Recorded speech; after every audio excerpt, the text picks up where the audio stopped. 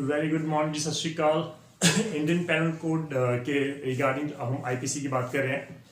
सबसे important topics जो हमारे होते हैं वो कल्पल होमिसाइड से हमारे स्टार्ट होते हैं, क्योंकि बॉडी को रिगार्डिंग जो वो काफ़ी इंपॉर्टेंट सेक्शन है हमारे। Culpable homicide, murders, hurt, grievous hurt, वो हम लोग जैसे जैसे सेक्शन वाइज है वो वैसे हम लोग इंपॉर्टेंट टॉपिक्स वो है हम लोग करते रहेंगे। कल्पल होमिसाइड की अगर बात करें तो सेक्शन 299 में उसको रखा गया है of the Indian panel code. और कहीं ना कहीं अगर बात करें कल्पल होमिसाइड में, दैट मीन्स होमिसाइड का मतलब क्या है कि एक व्यक्ति द्वारा दूसरे व्यक्ति को मारना, killing a human being by a human being. एक इंसान द्वारा दूसरे इंसान को मारना ही होमिसाइड है। This is a homicide.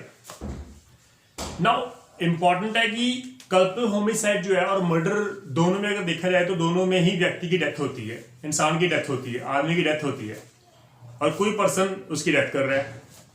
तो कल्पल होमिसाइड और मर्डर में फर्क क्या है, फिर क्या डिफरेंसेस है? नेचुरल है, मर्डर जो है वो 300 सेक्शन में उसको डिफाइन किया गया है, जिसकी पेनल्टी है वो 302 में है, डेथ पेनल्टी भी है वहां पर। जबकि कल्पल होमिसाइड में उसको 304 में रखा गया है पनिशमेंट के अकॉर्डिंग, उसकी पनिशमेंट कम है, वहां पर डेथ पेनल्टी नहीं है। तो कहीं ना कहीं डिफरेंस तो है। तो लॉ कहता है कि भाई सबसे पहले जो सेक्शन था वो 299 था, क्योंकि इंडियन पैनल कोड जब बना तो डेफिनेटली सेक्शन दोनों थे हमारे, लेकिन जब इनिशियली जब उन्होंने स्टार्ट किया ड्राफ्ट करना तो उन्होंने सबसे पहले 299 सेक्शन जो है वो उनके माइंड में आया, this is the culpable homicide.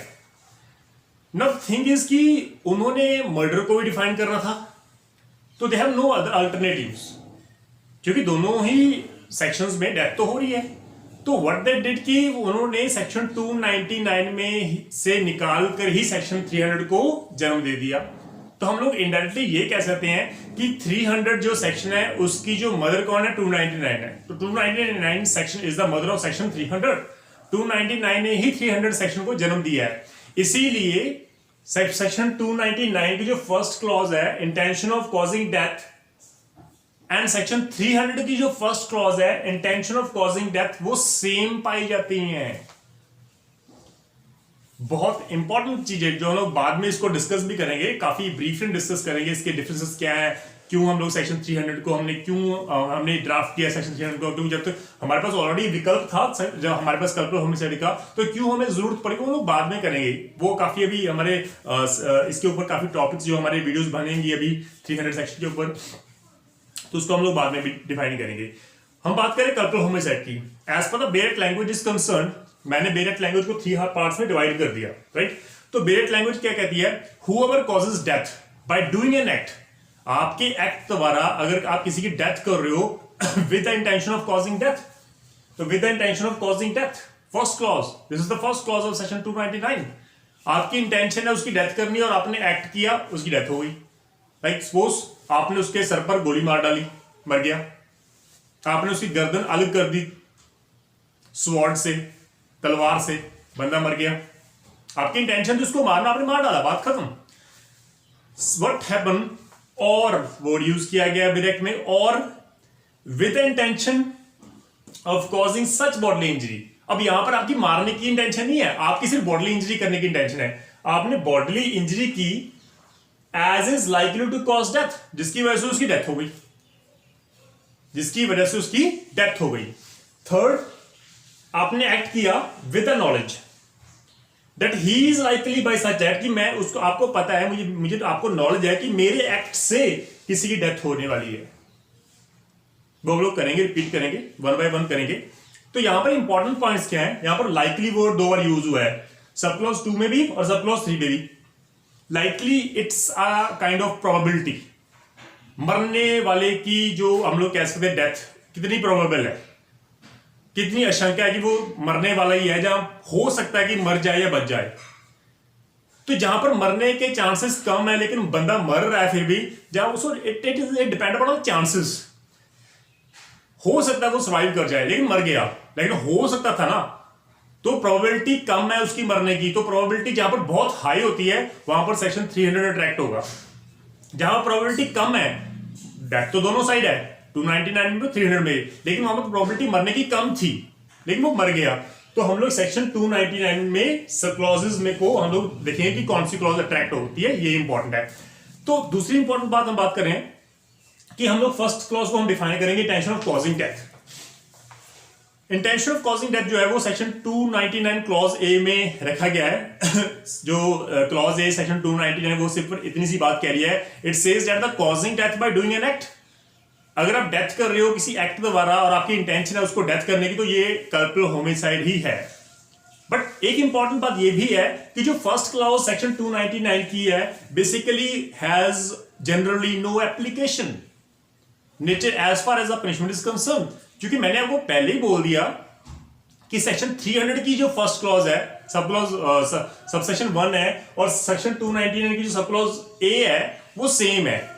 Intention of causing death 299 first clause 1, section 300 का सबसेक्शन 1 क्या कह रहा है, इंटेंशन ऑफ कॉजिंग डेथ। तो दोनों में जब अगर पनिशमेंट दोनों में अगर प्रोविजन सेम पाई हैं तो डेफिनेटली जो हाईएस्ट जिसकी डेथ जिसमें पनिशमेंट होगी हम लोग वो ट्रैक करेंगे और उसमें पनिशमेंट देंगे। तो लॉ कहता है कि जनरली बेसिक क्या है कि जनरली सेक्शन 290, देखो दोनों साइड जो है वो प्रोविजंस है हमारी 299 1 की क्लॉज में, 300 की first clause section sub clause में।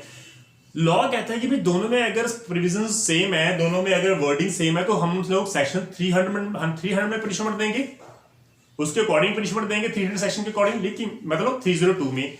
लेकिन अगर सेक्शन 300 की 5 एक्सेप्शंस हैं, अगर उन 5 एक्सेप्शन को कोई person as a defence use कर रहा है, any of the 5 exceptions is used by the defence as a defence, कह सकते हो, लाइक सडन अटैक हो गया जी, राइट, प्रोवोकेशन के मैंने अंदर उसको मार डाला, तो लॉ कहता है कि जनरली क्या है इसके अंदर कभी पनिशमेंट नहीं होती। लेकिन अगर किसी पर्सन ने 5 एक्सेप्शन में से जो 300 सेक्शन में दी गई हैं, अगर उनमें से एक भी एक्सेप्शन प्रूव कर दी तो वो वापस जो है वो 299 में उसकी पनिशमेंट होगी। ये बिल्कुल क्लियर है, ठीक है जी। But when any of the 5 exception to section 300 comes into play, then the first clause of section 299 comes back to life, उसकी लाइफ में वापस आ जाता है, तो उसके अकॉर्डिंग फिर 299 उसकी पनिशमेंट होगी, 300 में नहीं मानी जाएगी। Second thing, with the intention of causing such bodily injury as is likely to cause death. Now, under this section, the court always keep three thing all at the same time in mind.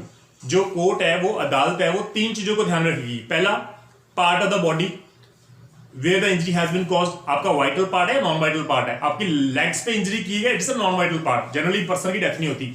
आपके सर पर मारा एक blow, it is the vital part. Abdomen is the vital part, heart is the vital part, arms are not the vital parts। तो जहां पर death नहीं हो सकती वो नॉन वाइटल पार्ट है, और जहां पर डेथ होने के चांसेस बहुत ज्यादा है वो वाइटल पार्ट्स हैं। तो सबसे पहले कोड ये देखिए कि कौन सा पार्ट बॉडी का है जहां पर इंजरीज हुई है। Second thing, the nature of the injury. Nature of the injuries क्या है, वो सीरियस इंजरीज है, मतलब इतनी सीरियस है कि उसकी डेथ 100% होगी, या कम है उनकी क्या उनकी इन्फेक्शन की वजह से डेथ हुई है, या अदरवाइज अटैक आ गया उस इंजरीज के कारण, तो क्या है बेसिकली। तो नेचर ऑफ द वुंड कह सकते हैं, नेचर ऑफ द इंजरीज कह सकते हैं। Third is the nature of the weapon used. कौन सा नेचर ऑफ वेपन यूज किया है, आपने रिवॉल्वर यूज किया है, आपने स्वॉर्ड यूज की है, आपने नाइफ यूज किया है, आपने बंबू स्टिक यूज किया है, क्या यूज किया है। तो वो नेचर ऑफ द जो है बेसिकली वेपन, वो भी हम लोग ध्यान रखेंगे। उसके अकॉर्डिंग जो है वो प्रोबेबिलिटी पता लगती है कि उस पर्सन की कितनी प्रोबेबिलिटी डेथ होने की। One thing for the applicability of this clause is necessary, that is, injury must be of such a nature with effect of which person died. Injury ऐसी होनी चाहिए जिसकी वजह से उस पर्सन की डेथ हो रही है। आपकी यहां पर कोई इंटेंशन मारने की नहीं है, आपकी इंटेंशन सिर्फ बॉडली इंजरी करने की है। फर्स्ट में थी आपकी इंटेंशन मारने की, आपने मार डाला। दूसरी में आपकी इंटेंशन सिर्फ बॉडली इंजरी करने की है, लेकिन उसकी डेथ हो गई। आपको आपकी इंटेंशन नहीं उसको मारना, लेकिन साहब आपने इंजरी की जिसकी वजह से उसकी डेथ हो गई, और आपको पता लगा यार ये तो मर गया, मैं मर गया, वो मर गया, मैं भी मर गया। तो ये 299 की सेकंड क्लॉज है, राइट। इसको ध्यान रखना please. Now third, it is third subsection की बात कर रहा हूं, थर्ड क्लॉज की। वहां पर वर्ड लिखा है with the knowledge that he is likely by such act to cause death. आपको नॉलेज है कि आपके एक्ट से किसी ना किसी की डेथ होगी। It is given under section 299 sub clause C. So under this intention का तो कोई रोल ही नहीं है, क्योंकि यहां पर सिर्फ नॉलेज को रखा गया है। आपकी नॉलेज है कि भाई आपके एक्ट द्वारा अगर किसी की डेथ होने जा रही है तो आप ऐसा एक्ट मत करो लेकिन अगर वो एक्ट कर रहे हो तो यू आर लाइबल अगर किसी की डेथ हो गई. Like suppose shooting in the crowded area shows that even a person has no particular intention to kill that person. But अगर वो शूट कर रहा है, उसको इतनी नॉलेज तो है भाई, मैं उसको शूट कर रहा हूं, किसी ना किसी को तो लगेगी वो गोली, और किसी ना किसी की डेथ भी हो सकती है. और अगर किसी की डेथ हो गई तो वो पर्सन सब क्लॉज 3 में लायबल हो जाएगा ना. ये था हमारा important part. We have a case Ganesh Dule versus emperor. इस केस में जो था, जो एक स्नेक चार्मर था, while exhibiting in public put a venomous snake, जो जहरीला स्नेक था वो लेके आ गया. उसको पता था, उसको नॉलेज था कि उसका फंग्स जो है वो जहर नहीं निकाला गया, हैड नॉट बीन एक्सट्रैक्टेड, और उसको पता था उसके जहर नहीं निकाला गया, उसके फंग्स नहीं निकाले गए. On the head of the spectator who is trying to put it off. जैसे जो स्पेक्टेटर था जो उसको देखने आया था वो बिल्कुल पास में बैठा था, जैसे वो पीछे हटने लगा तो स्नेक ने उसको काट दिया, जिसकी वजह से उसकी डेथ हो गई. तो इसलिए वो स्नेक चार्मर था उसको 299 की थर्ड क्लॉज में उसको लायबल रखा है, क्योंकि एटलीस्ट उसको नॉलेज तो है ना कि आपकी वजह से किसी डेथ हो सकती है. नाउ अगर बात कर रहा हूं मैं डेथ की, लॉ कहता है कि किसी पर्सन के एक्ट से ही उस पर्सन की डेथ होनी चाहिए. तो एक्ट एंड डेथ का अपने आप में कनेक्शन बहुत इंपॉर्टेंट रोल प्ले करता है. अगर किसी को अपने पनिशमेंट देनी है सेक्शन 299 या सेक्शन 300 में, what ever, prosecutor has to prove that there is a connection between the act and the death. So there are two example जो मैं अभी आपके सामने रखूंगा जिसमें कोई कनेक्शन ही नहीं है. तो लॉ कहता है ना ये 299 की या 300 सेक्शन ट्रैक्ट ही नहीं करता. Like suppose woman dies because she has been deserted by her husband. Husband ने अपनी वाइफ को डिजर्ट कर दिया और उस वाइफ ने जहर खा लिया, सुसाइड कमिट कर दी. तो लॉ कहता है यहां पर अगर उसने डिजर्ट कर दिया, इसका मतलब ये कि आप जीना छोड़ दोगे. तो भाई उसके डिजर्ट करने से इसका मतलब ये नहीं कि उसने अबैट कर दिया आपको मरने के लिए. तो 306 ना तो लाइबल होगा, ना अट्रैक्ट होगा, ना 299 ट्रैक्ट होगा. ऐसा कोई सेक्शन ट्रैक्ट नहीं होता, क्योंकि यहां पर डेथ और एक्ट में कोई कनेक्शन नहीं है. सेकंड एग्जांपल, एक एम्प्लॉय जो था उसने सुसाइड कमिट कर लिया क्योंकि उसने एम्प्लॉयर को कहा था, रिक्वेस्ट की थी कि सर मेरी जो सैलरी है वो प्लीज थोड़ी सी रेज कर दो, बढ़ा दो, और उसने रिफ्यूज कर दिया एम्प्लॉयर ने, जिसकी वजह से उसने जहर खा लिया, सुसाइड कमिट कर ली. अब लॉ कहता है कि भाई अगर एम्प्लॉयर ने सैलरी नहीं इंक्रीज की आपकी, इसका मतलब ये नहीं आप मतलब अपनी प्रीशियस लाइफ को खत्म कर दो जो स्टेट की प्रॉपर्टी है. Your life is a property of the state. तो भाई आप अपनी उस लाइफ को जो है वो नहीं खत्म कर सकते. ये इंपॉर्टेंट है. लॉ कहता है कि एम्प्लॉयर के मना करने से अगर किसी की डेथ हो रही है तो भाई यहां पर कोई कनेक्शन ही नहीं है. तो यहां पर they are not liable. So we have another case, that is Vijay Bai versus state of Maharashtra. And in this case what happened, एक जो where bride अरुणा थी, उसने सुसाइड कमिट कर ली by burning herself by pouring kerosene oil as a result of cancellation of her marriage. उसकी marriage cancel हो गई. इसका मतलब ये तो नहीं आप अपने आप को सुसाइड कमिट कर लो. डिमांड ऑफ डॉरी थी. You are brave girl. अगर आपको पता है कि हमारी जो लक्ष्मीबाई की बात कर रहा हूँ, इतने ब्रेव थे, और आपकी थिंकिंग ऐसी नहीं होनी चाहिए कि अगर कोई डोरी डेथ के रिगार्डिंग डोरी डिमांड क्लेम कर रहा है और अगर आपने उसकी डिमांड पूरी नहीं की और उसने कैंसिल कर दी मैरिज, भैया आपके पास विकल्प है. आप पुलिस को कॉल कर लो, उसके ऊपर चार्जेस लगा दो डोरी डिमांड के रिगार्डिंग. तो वी हैव अ लॉ. आप उन लॉ के सहयोग से आप उनके अगेंस्ट एक्शन ले सकते हैं. But this is not the way कि भाई अगर उसने मेरी मैरिज कैंसिल कर दिया, मैं जी कैसे सकूंगी, तो I have to end my life. तो यहाँ पर लॉ कहता है कि यहाँ पर बिल्कुल भी उसने यहाँ पर कोई जो कनेक्शन नहीं था इस चीज में. एज रिजल्ट तो टैक्स कोर्ट ने हेल्ड किया था कि there was no direct casual connection between the act of suicide and cancellation of the marriage to make the accused liable under section 306 of the abetment. तो यहाँ पर law कहता है जिसकी भी डेथ होती है वहां पर कनेक्शन होना चाहिए अक्यूज्ड का, एक्ट का, और उस पर्सन का डेथ का. राइट. तो कॉजिंग डेथ जो है बेसिकली, क्योंकि हमेशा हम कॉजिंग को वर्ड यूज कर रहे हैं, causing death, causing death, causing death. What is causing death? किसी को डेथ करना. In order to hold a person liable under the section 299, 300, 306, 305, अगर वहां पर हम लोग किसी पर्सन को लाइबल ठहराते हैं तो ये इंपॉर्टेंट है. There must be a causing of death of a human being. Human being की डेथ चाहिए. तो causing death means a death of human being, जो सेक्शन 46 में डिफाइन की गई है, जहां पर एनिमल्स नहीं आते, सिर्फ death of the human being को ही रखा गया है. So causing of death of a child in mother's womb is not homicide at all. माँ के पेट में अगर बच्चे को मारा जा रहा है तो भाई वो ना तो कल्पल होमिसाइड है ना वो मर्डर है. It is an offense, all it is an offense which is defined under section 312 up to section 315 of the Indian Penal Code. It is a causing miscarriage. वो मिसकैरेज कर रहे हो. बट इन केस अगर कोई भी part of the body of the child अगर वो माँ के पेट से बाहर आ रहा है और सडनली आप उस वहां पर आप एक्ट कर रहे हो, उसकी डेथ कर रहे हो, तो अगर चाहे बच्चे ने सांस ली हो या ना ली हो, उसकी डेथ हो रही है, तो you are liable under section 299 as specially given की भाई यहाँ पर एक्सप्लेनेशन 3 में लिखा गया है. But the person would not be set free. अगर किसी पर्सन ने माँ के पेट में बच्चे को मारा तो उसको सेट फ्री नहीं रखा जाएगा. 312 अप टू सेक्शन 315 जो है वो अट्रैक्ट होगा. ये इंपॉर्टेंट है. और अगर वो बच्चा बाहर अगर माँ की जो वूंड से बाहर आ रहा है, आप उस वक्त एक्ट कर रहे हो, उस वक्त उसको मार रहे हो, तो लॉ कहता है कि भी आपने कल्पल होमिसाइड कमिट की. तो ये बहुत इंपॉर्टेंट है. दूसरी एक पॉइंट इसमें है कि death caused of a person other than intended. आपने ए को मारना था, मर गया बी. आप ये एक्सक्यूज ना लोगे कि सर मैंने तो ए को मारना था जी, बी की तो रिगार्डिंग तो मेरी कोई टेंशन ही नहीं थी. मैंने ए को शूट किया, ए नीचे बैठ गया, पीछे बी था, उसको हिट किया और बी मर गया. और मैं डिफेंस ले रहा हूं सर मैंने तो बी को मारना था, ना तो मेरी इंटेंशन थी, ना ही मेरी नॉलेज में था कि नीचे बैठेगा वो ए और बी को हिट करेगा. It's not an excuse at all. Section 301 में लिखा गया कि अगर आपके एक्ट के कारण किसी ह्यूमन बीइंग की डेथ हो रही है और आपका पर्टिकुलरली उसके इंटेंशन नहीं थी, ना ही नॉलेज थी कि उस पर्सन को डेथ करना, लेकिन गलती से अगर उसकी डेथ हो गई आपके एक्ट से, तो यू आर लायबल. तो पब्लिक प्रोसिक्यूटर वर्सेस एमएस मूर्ति का केस है. इस केस में वहां पर लिखा गया कि the accused was with the intention of killing A in order to obtain the insured amount. अब भाई ए को मारना था क्योंकि उसका इंश्योरेंस पैसा चाहिए था. नेचुरल हस्बैंड ने अपनी वाइफ का इंश्योरेंस करवा दिया करोड़ों रुपए का. अब उसकी इंटेंशन उसको मारनी थी ताकि इंश्योरेंस का सारा पैसा उसको मिल जाए. उसने क्या किया, पॉइजनस फूड जो है वो स्वीट्स जो थी उसको उसने पॉइजन मिक्स किया और उसको दे दिया अपनी वाइफ को. उसने कुछ खाया, बाकी वहां पे फेंक दिया, अच्छा नहीं लगा टेस्ट. वहां से बच्चों ने उठा लिया और बच्चों ने खा लिया, बच्चे की डेथ हो गई. तो यहाँ पर भाई हस्बैंड जो है वो बच्चों की डेथ के लिए लायबल होगा. वो ये नहीं कह सकता कि मेरी उसकी इंटेंशन नहीं थी उसको मारने की, ना ही मेरी नॉलेज थी कि वो बच्चे खा लेंगे. तो you can not say like this, you are liable.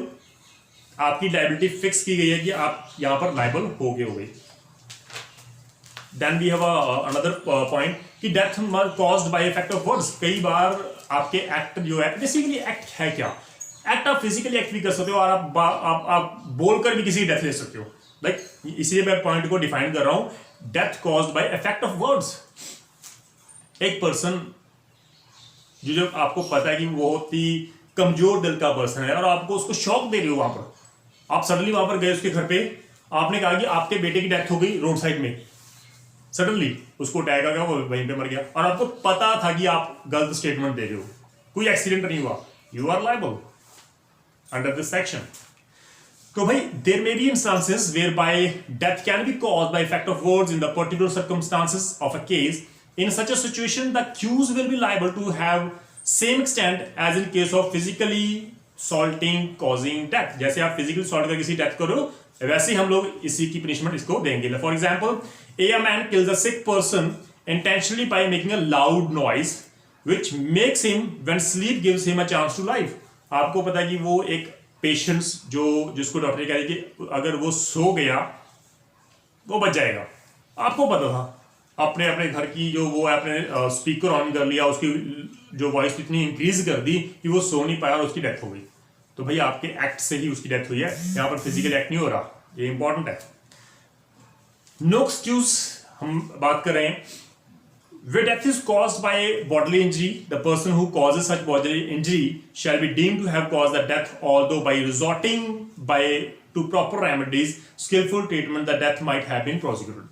तो आप ये बिल्कुल नहीं कह सकते कि अगर जिसको मैंने इंजरी दी है, इन केस ऑफ सेकंड, अगर जिसको मैंने इंजरी दी है अगर उसको वहां से उठाकर मौके पर हॉस्पिटलाइज किया जाता तो वो बच जाता, लेकिन किसी ने उसको उठाया नहीं, अब उसकी इसलिए डेथ हुई है ना कि मेरी इंजरी के कारण. तो this is not an excuse at all. इसलिए वहां पर लिखा है where death is caused by bodily injury the person who causes such bodily injury, जिस पर्सन ने उसको बॉडली इंजरी दी है, shall be deemed to have caused the death, हम लोग मान के चलेंगे कि उसी ने ही डेथ की है, although by resorting by proper remedies, अगर उसको प्रॉपर रेमेडीज दी जाती, स्किलफुल ट्रीटमेंट दिया जाता, तो उसकी डेथ को प्रिवेंट किया जा सकता था। तो this is not an excuse at all. तो this is all about section 299। Explanations भी हमने डिफाइन कर लिए हैं, राइट। तो उसको बेरेक्ट लैंग्वेज आप प्लीज सब कवर कर लेना।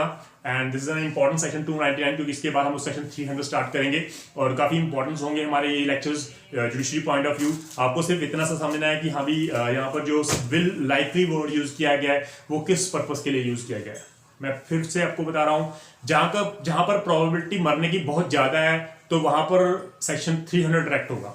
जहां पर प्रोबेबिलिटी कम है मरने की लेकिन मर गया तो वहां पर सेक्शन लाइकली वर्ड यूज होगा, तो 299 अट्रैक्ट होगा। ये आप माइंड में बिठा लो। Important points, part of the body, vital non vital, injury का नेचर क्या है, वेपन का नेचर क्या है, नेचर ऑफ द वेपन, ये इंपॉर्टेंट रोल प्ले करते हैं। पोस्टमार्टम रिपोर्ट में ओपिनियन दी जाती है डॉक्टर द्वारा उसकी डेथ की लाइकली के रिगार्डिंग, उसके अकॉर्डिंग जो है वो जो पुलिस ऑफिशियल्स हैं उसके अकॉर्डिंग वो जो है वो सेक्शंस जो है वो अट्रैक्ट करते हैं। तो डॉक्टर की ओपिनियन का बहुत बड़ा रोल यहाँ पर होता है, क्योंकि ये मेडिकल साइंस है। मेडिकल साइंस के अकॉर्डिंग सिर्फ मेडिकल को ही पता है कि वो उसकी डेथ क्यों हुई है, इंजरी का नेचर क्या है, राइट। वेपन तो एक अलग बात है, वो तो हमें भी पता लगेगा कि वेपन शार्प है या ब्लंट है, वट एवर जो भी है।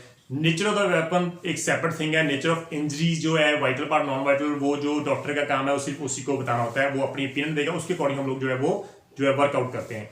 तो thank you so much. In case of any doubt please just drop your message in message box, उसका मैं रिप्लाई कर दूंगा। तो थैंक यू सो मच। सत श्री अकाल।